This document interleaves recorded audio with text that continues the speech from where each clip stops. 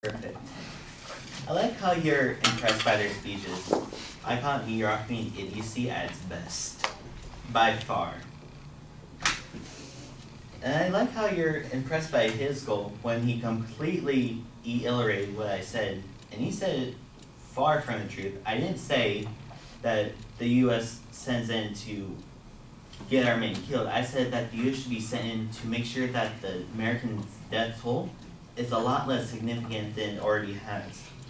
And I have two great pieces to refute. One, that although the rebels have received some weaponry, more weaponry from the U.S. can make a difference on the ground. And second, the U.S. should give more weapons to the rebels.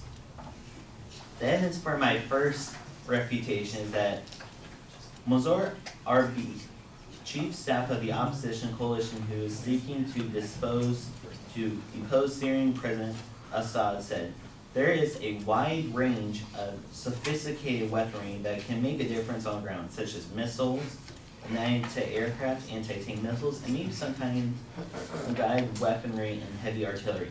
This will surely aid the Americans' cause to stay an end to this war, because as you can tell by the war in Afghanistan that's been going on for the past 14 years after the 9/11 attacks, that war has been going on far too long.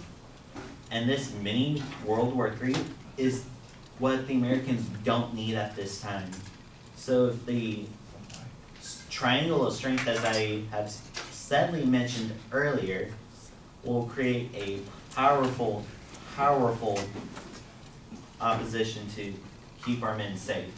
Second, the U.S. should give more weapons to the rebels.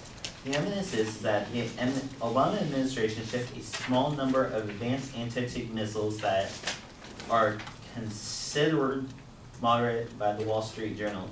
The news arms reportedly represent a test to determine whether the recipients can be trusted with anti-aircraft weapons.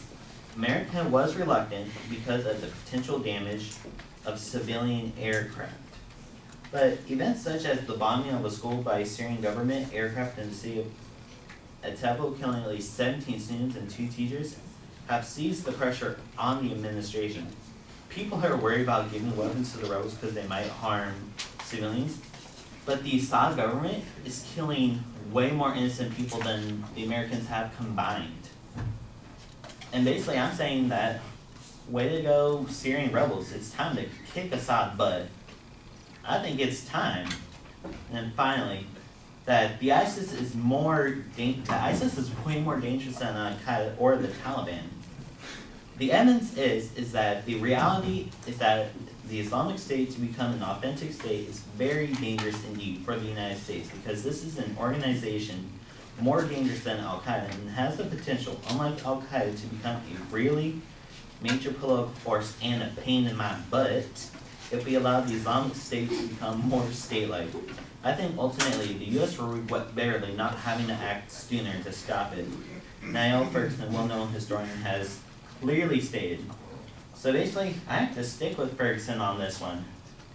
Yes, we all thought that Al-Qaeda was strong after the 9/11 attacks, but clearly, this just shows how blind people in the world are to see that ISIS is a lot stronger than Al-Qaeda has ever been. I mean, basically, the leader of ISIS is still alive, whereas the leader of Al-Qaeda has been killed 10 years after the 9/11 attacks. So basically, I think it's time before the leader of ISIS gets the karma that's surely awaiting him.